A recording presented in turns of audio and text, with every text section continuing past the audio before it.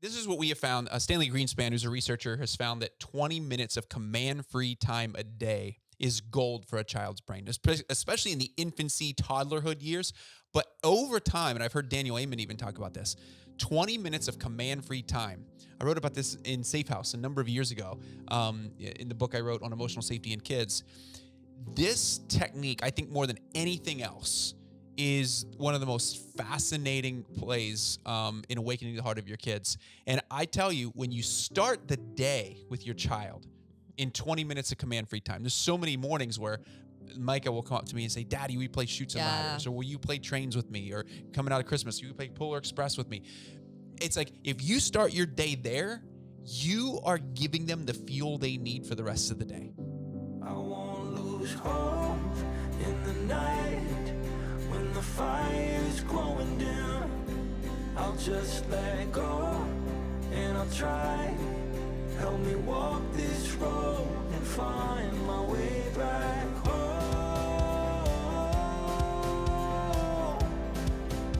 Find my way back home.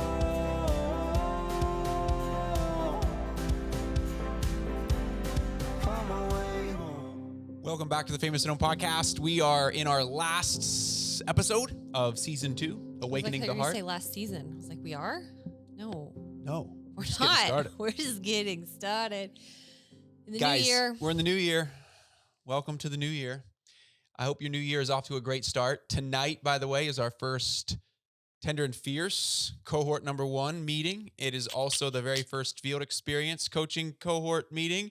So if you want to check those out, make sure you do. We'll put a link in the show notes for the interest form for the next cohorts that will be coming up later this spring.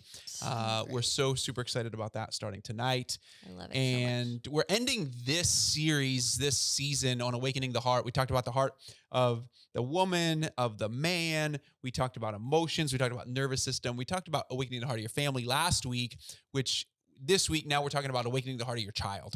And coming out of Christmas, we really wanted to talk about this because I think Christmas is that season where you can look back, your own inner child comes out. It's like Santa Claus. It's like all these fun things if you do Santa Claus. But just Christmas, the lights, the awe of Christmas, the fun of Christmas. There's a reason it's the most wonderful time of the year. We're celebrating Jesus. But there's so much about it that brings it out in us as kids. And I saw this in my own kids. And I think that's the key we want to talk about today is how do we get into the heart and awaken the heart of our children? And I think so often as our children get older, as they get into their teenage years, there's this progression in America where they start to attach to their peers. And then all of a sudden we start to feel like we lose their hearts. They become somebody different. And then I hear from parents, hey, they come back or whatever. The whole key is how do we, as parents, enter into the world of our children so that they feel seen and that their hearts remain alive and awakened? And I think that, like, we talked about this. Remember last week where I felt so convicted about the screen time? I mean, that's really where, as a mom, I have wrestled with wanting so badly to connect with my kids and the realities of the daily, I don't want to say the daily grind, but like the daily to-dos, like the responsibilities and other things that I have to carry and balancing this at the end of my life. Will I regret that I missed these moments of connection, of true, like just this morning, I was sitting with Micah and he goes, Mommy, he loves to read books. We're in a book thing right now. I mean, he's always loved books, but like he's in a book thing right now. And it's his love language to, like, when he's had a hard day, it's like, Mommy, will you just sit and read books? Books help me feel better. And doing it with you. Like I think, okay, so there's research that shows that, and I think this is what's fascinating. You use the word I wrestle with, and I heard the word wrestle and I was like, oh yes, like I light up and what's fascinating is you notice what Micah is asking of you is cuddle with me. Oh yeah. Cuddle up with me and read me a book. Because there's research on this too, that children are wired to want to cuddle with mom. There's a nurturing component of mom. He's not going, Mom, wrestle me.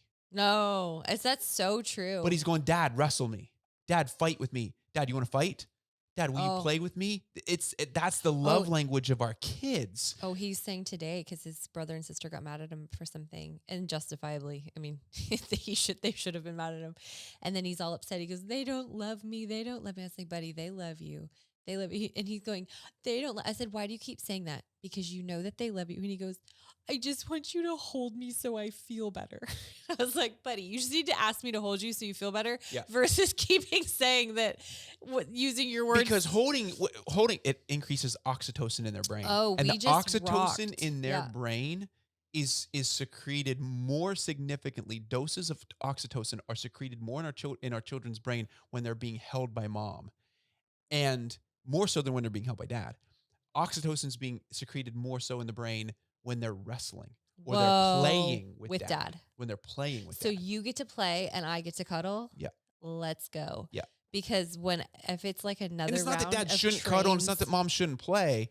It's just that Darn it. there's a component of this that I was really hoping I could offset some of that. there's a component of this that I just saw this research the other day, and I just think it's important, and I think That's it's really cool. important to pay attention to as our kids' hearts come alive. Yeah. It's funny. We were talking the other day about sadness and how in Tender and Fierce and how sadness is moved through the body. And often it's through a rocking motion. And so when we're working through seasons of grief or sadness, like you might notice you do it or you might not, but I encourage you then to try to let yourself rock. And there were so many moms that were like, "Oh my word, that's what I do that with my kids when they're sad.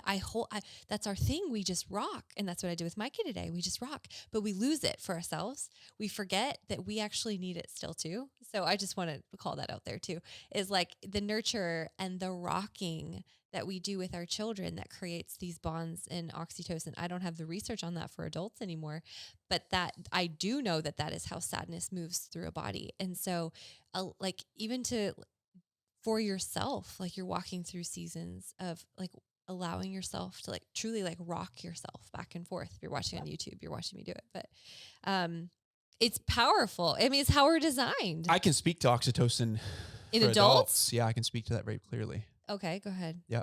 So You in the white shirt over all right, there. you ready for this? Yeah. Long, passionate kisses with Oh your my spouse. gosh. Okay, I did know that. Yeah. And how many? long 30-second hugs? Hugs, yep. Clothes don't have to be on. Just saying.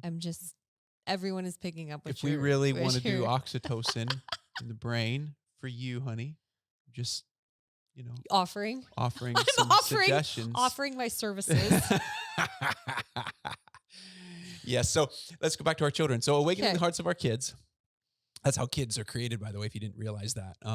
So if you have a do lot put- of kids You that might need to put like a PG rating or PG-13 rating now on this. They thought it was a children's episode, and now you've changed it. I love it. So our kids aren't watching this.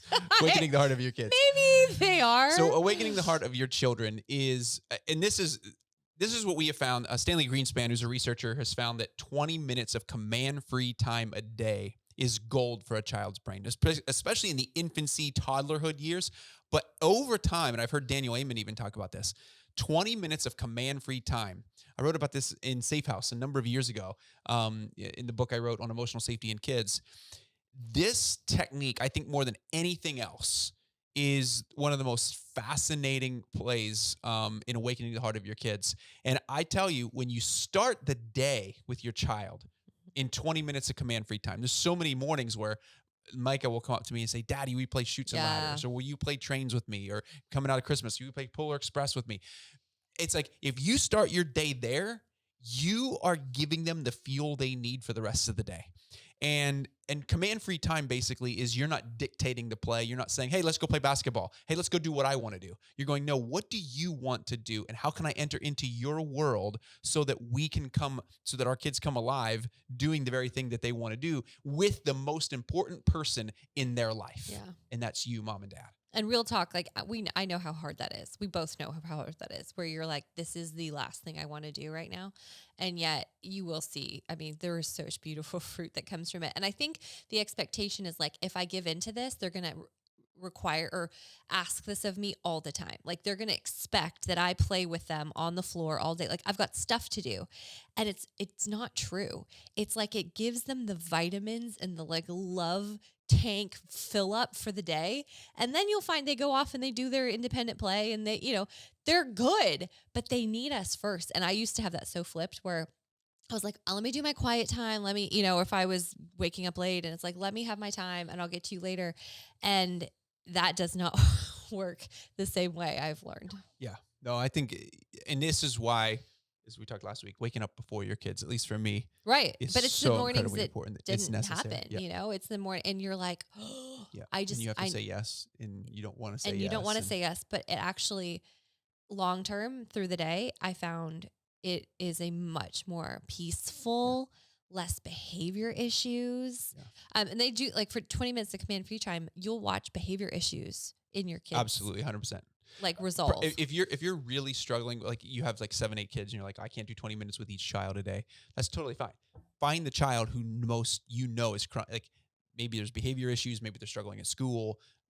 Maybe they're more quiet than they normally are. Find the one that that you kind of are perceiving to struggle a little bit more and prioritize 20 minutes with that child and just start getting one-on-one time. Especially the more children you have, the less one-on-one time they get with their parents, which is why our next suggestion in awakening the heart of your kids is, so have a weekly meeting. We usually do ours on Sunday evenings where you are checking in and it doesn't just have to be on a Sunday evening. You can do this throughout the week, but keep checking in with your children and say, what is it that you need this week? Mhm. What is it that you need? Because so often our kids aren't getting that question asked of them. Yep. They're getting a lot of do this, do that. You should do this. You shouldn't do that. But they're not getting a sense of, what do you need this week? Mhm. And a lot of times they'll say things that absolutely shock us and surprise us because there's times that has nothing to do with mom or dad. It has to do with a grandparent, or it has to do with something they want to play or something they want to buy or build or a friend. or and a friend. I feel like I'm pretty connected, like that. I know, like I have my hand on the pulse of what's going on and all the hearts in the home. But there's times I'd be like, oh, really?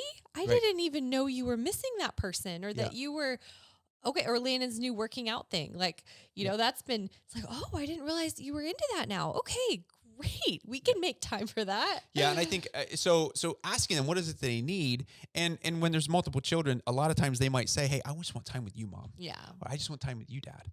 And start figuring out ways that you can set up one-on-one dates just with that particular child and surprise them on a date. And, again, this doesn't have to be an every week thing, but make it fun, make it memorable. You can also, schedule, yearly trips with your kids, especially we have friends who they take their kids on a trip when they turn a certain age, you could do that type of thing. So just really finding ways that, will feed into the heart of what will bring your kids alive.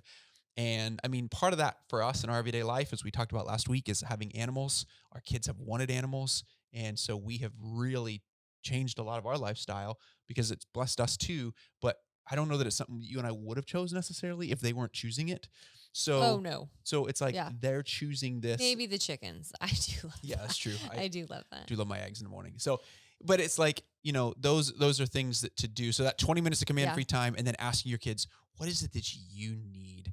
And how can I enter into your world and do that? The Bible says to raise your children, Proverbs 22:6, raise your kids in the way they should go, not the way you want them to go. Now, you have to hermeneutically break that down. It also says the way they should go, right? So we got to pay attention to the biblical way they should go.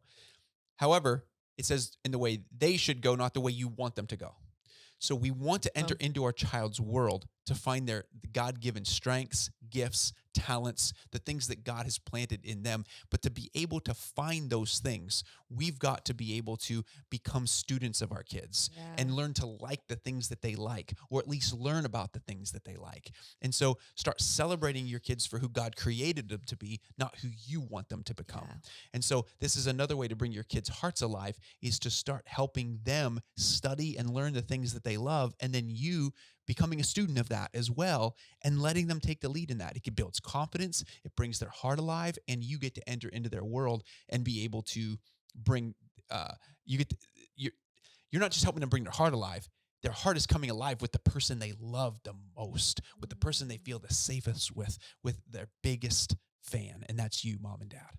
So good. And I think it's so beautiful as your kids, like, they age, is to actually lean into the uniqueness of them, that they aren't a carbon copy of you. And I think we all, like, we cognitively know that. And yet at the same time, we want them to like the things we like. We want them to mimic us in a lot of ways. Like that we, like, oh, let's do this thing together. And I think what we've found is so much more life in watching their weird, quirky uniqueness come out. You're like, I don't even know where that came from. Like, that's not you. That's Yeah. not me. That is totally God put something in you.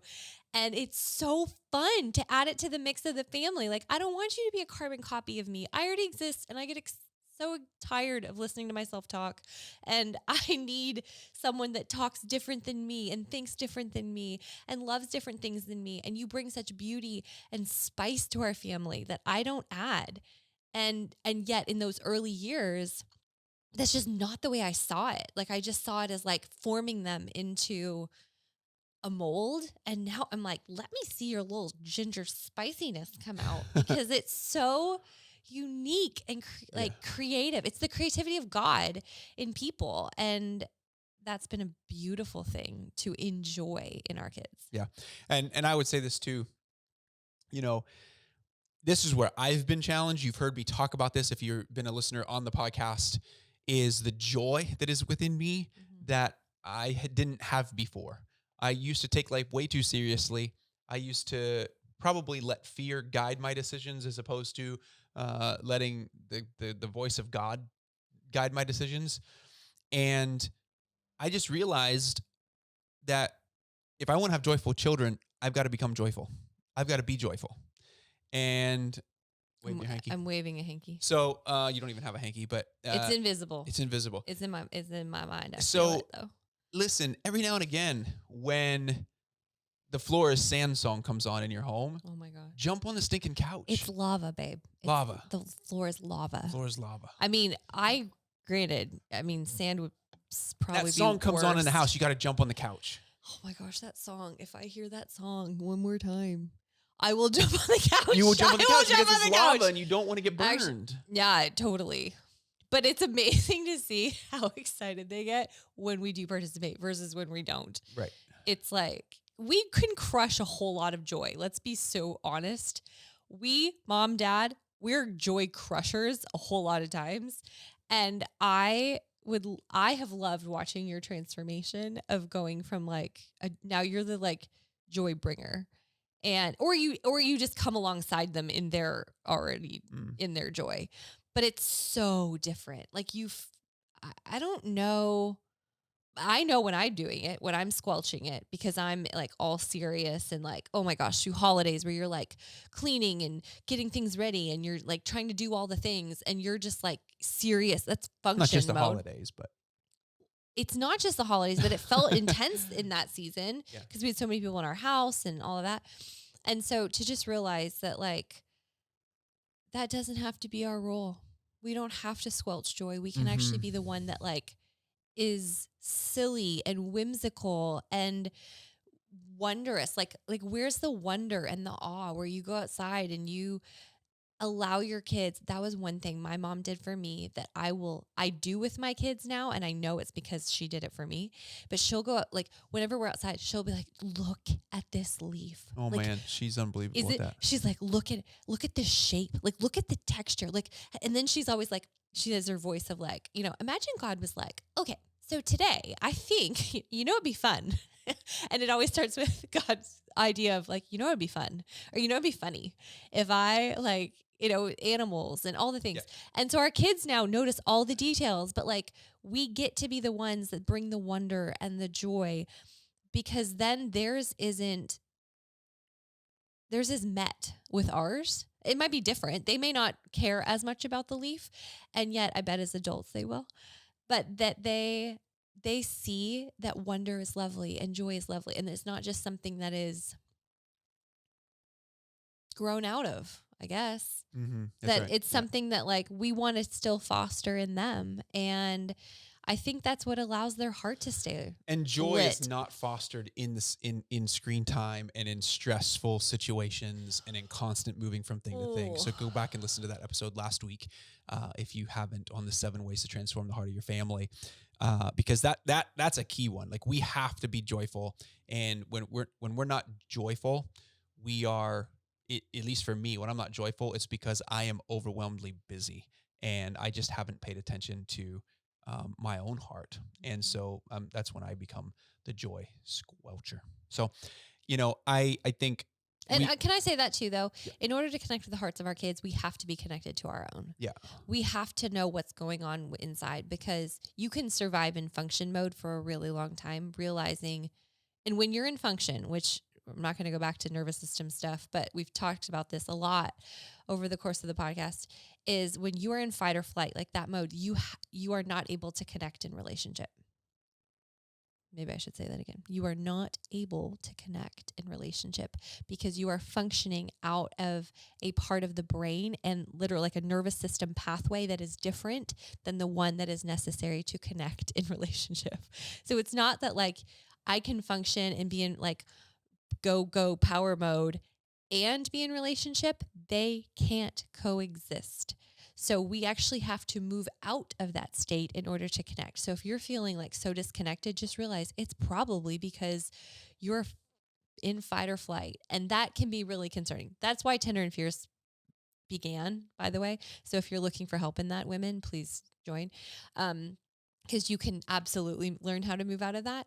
But realizing, like, give yourself some grace and also recognize, what do I need to do in order to move out of survival and actually remain in connection? And here, let me give you a real brief one. Can you give me your hand? So if you're watching on YouTube, you know what I'm doing. But if you're not, I literally just reached out and I asked Josh to give me his hand. And just his presence, like this physical touch, starts to co-regulate with my body to tell me you're safe. So guess what you can do with your kids?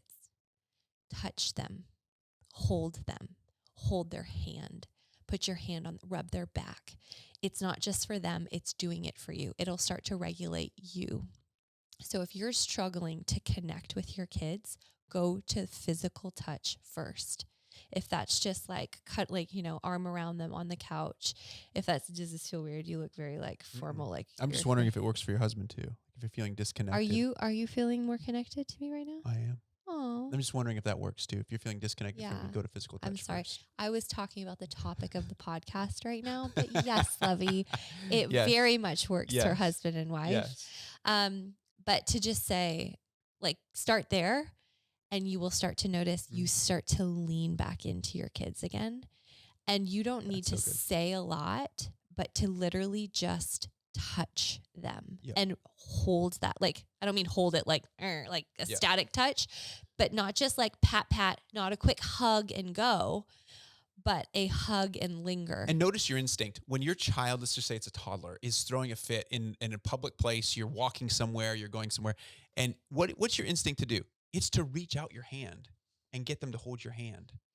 Why is that your instinct? Your instinct is to do that in order to co-regulate. You might not have known that word or that phrase, but that's what you're doing. You're trying to get your child to calm down, and you're doing it by extending a hand. And it's why we rock babies to sleep. It's Yeah. why we are told skin to skin. Like, finally, it's like the research, even medically, is catching up, where it's like skin to skin time is important for an infant. Why? Because it communicates safety to the brain. Goes back to your skin to skin contact. Babe, it's Yeah. all coming back together. It's all coming back You're together. right. Yep. You're right. Thank you. You are right. Thank you. But it matters. And so if you're living in fight or flight and you're finding it hard to connect with your kids, go physical first. Hold them, play with them, wrestle them. Yeah. Tickle them, and sometimes you're just frustrated with them and you feel that's a great time to tickle or wrestle or, play. Like, you shove them on the couch and we tickle. Like, when Mike is in a bad mood, we tickle out all the angries, and that works real good. It works every time. Like, I actually don't know a time it's not worked. And what's fascinating too is, like, even when they start wrestling on the bed or something, like the kids, and then they start bickering at each other because one hurts the other. Mm-hmm. As soon as I jump in to wrestle, Everyone's fine. Everyone's fine. They forget about it because now it's all about dad, right? Yeah. And so they forget that they were even mad at each other because now they're jumping on me and wrestling me, and it's like they have it's just there's something about that physical touch with a child, that wrestling, that connection that gets them regulated again. And I think that's, to your point, is just really powerful. Yeah. And important. if your children, if you find like you maybe some kids are avoidant of physical touch. I think it's important. And so just to say, like, there's other ways. Be sensitive, to what to they notice, like, if they're really flinchy. And to back what I said earlier, ask them what they need. Yeah. What's helpful for you? What does help you? But I will say, if you hug your child, we have a lot of huggers in our family. Yes, we have we a do. lot of touchers. We have a lot of, and I love that sometimes. But I try to hug them and not let go until they do. It's actually what they do at Disney parks. So they've trained their, like, the princesses and the characters to not be the first to let go. And so try that with your kids, to not be the first to let go. I have done it with my daughter. I've done it with my oldest son. And it has gone on. I should have timed it like minutes and minutes and minutes, and they don't let go. And so I realized I've been the one that's letting go first. Like, I'm the one who's off to the next thing. So try that. Yeah. If you don't have Ooh. words and you don't know what to do to connect. Boy, that one convicts me. Yeah. Yeah. It's easy for me to just, especially when hugging, I'm like, I'll hug, and I'm a hugger. Yeah, but it's like But hug there's and a go. point at Like, which I'm yeah, like, hug, okay, good. love Yeah. you. It's like the gotta bro go. hug, right? Yeah. And then it's like, And a pat. Yeah. And I kind of do that with our oldest son, but not with my daughter. But even with her, I'll hug her just for a little bit, and then I gotta move on to the next thing. So that's very convicting. And I bet she would. Very I convicting. promise you, she will It'll be just for a while. hold. Yeah, very convicting. Until Well- next week, Yes, there you go. I pray your heart is awakened, your children's heart is awakened, and that your family sees revival. May you find your way. All the fear that lies, leave him all.